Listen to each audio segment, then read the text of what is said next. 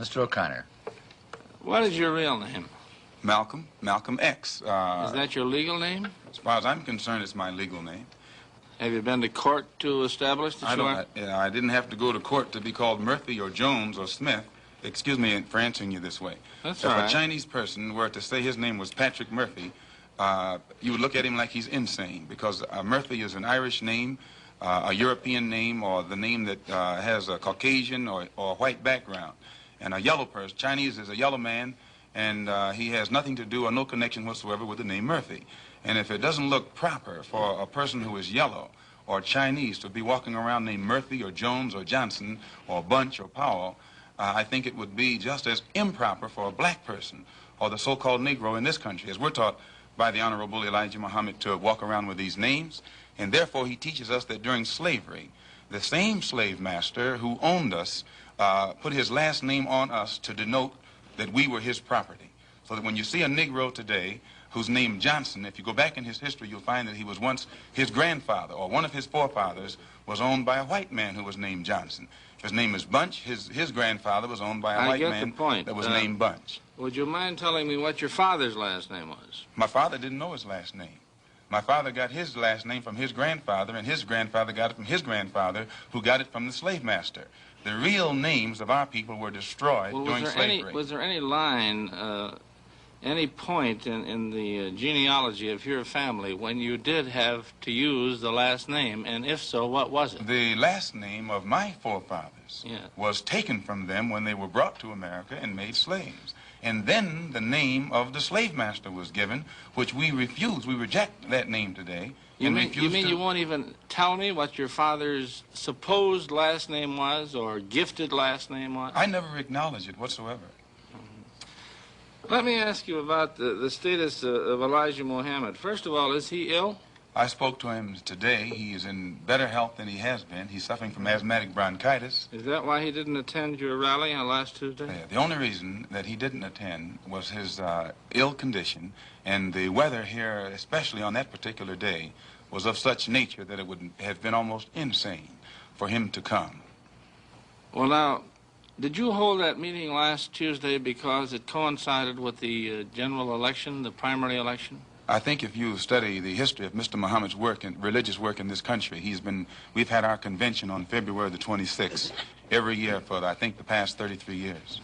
Well, now, while you don't care to discuss your former name or the name that the slave master gave to your antecedents, it is a matter of record that Muhammad's last name was Poole, Elijah Poole. No, that's the name that his slave master gave to his grandfather or great-grandfather, but that's not his name. Well, his mother and father thought when they called him Elijah Poole that was his name. They didn't know any better. Well, if they didn't know any better or not, they thought that was his name. Yes, sir, but, sir... Well, what I'm trying to find out is when did he cease to be Elijah Poole and get to be Elijah Muhammad? In 1931, I think it was, in Detroit, he was taught the true history of our people and made aware at that time that he was wearing an English name, and by not being an Englishman, he looked out of place. And his teacher gave him the name that he's wearing today, Muhammad, Elijah Muhammad. All right, now when did he become what he purports to be in your literature, the son of Allah?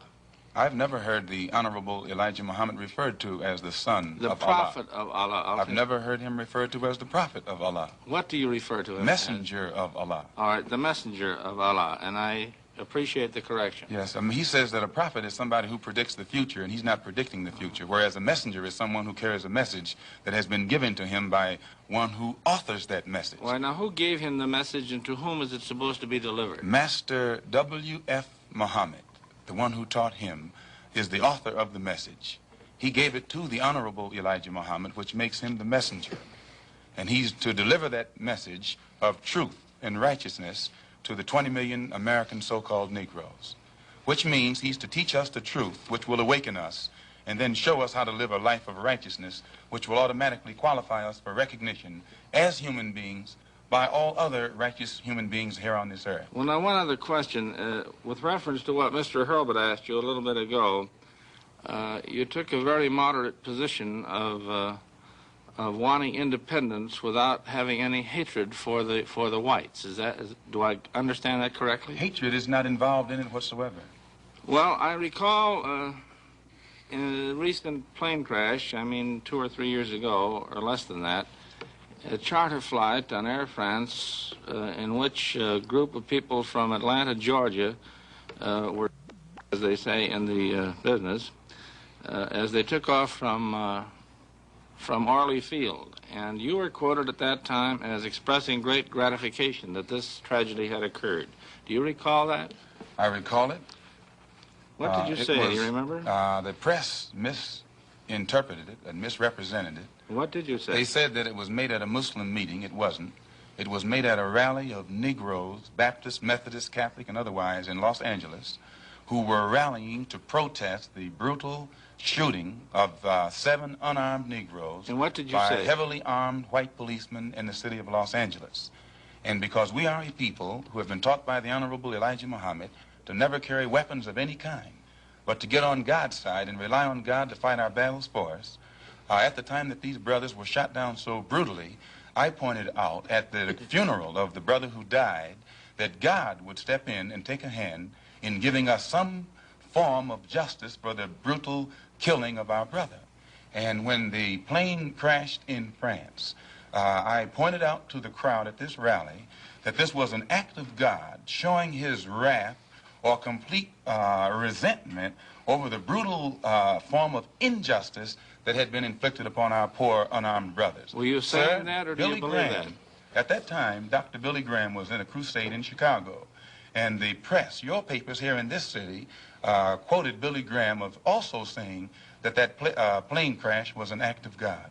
And if you take time to check the newspapers, I think that you'll find that this is correct. But no one thought that Billy Graham was so wrong when he attributed the crash of this plane to his God. But when we say that it come from our God, then we're looked upon as being, outrageous. I know, but you took the position that this was a matter of satisfaction to you for an injustice done against you, and I think that that's a trifle severe. We did not think that it was a coincidence that 120 of the whites on this plane came from the state of Georgia, a state that has the worst record in the history of America for the mistreatment of black people in this country. Worse than Mississippi? They maybe are a little less Mississippi is a little less hypocritical today than Georgia, but both of them are still practicing the same thing.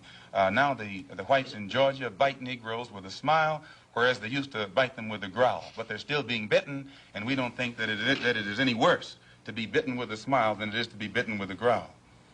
Mr. Calvert. While we're on the subject of Mississippi, what is your organization's position of what happened in Mississippi in the past 6 months? Such as what?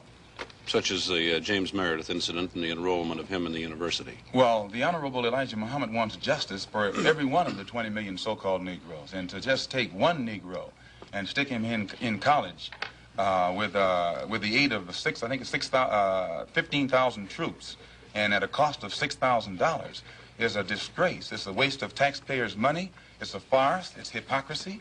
Because if it's right for one Negro to be forced into that university, then every Negro in the state of Mississippi who is qualified has the same right to go to that university. And if the government is not ready and willing to enforce the right of every Negro in the state of Mississippi, then, in my opinion, sir, it's only hypocrisy to pretend that they are for justice by pushing one Negro in and blowing it up all over the world to make it look like they're solving the problem when millions of black people in that state are still going to segregated schools and getting an inferior education.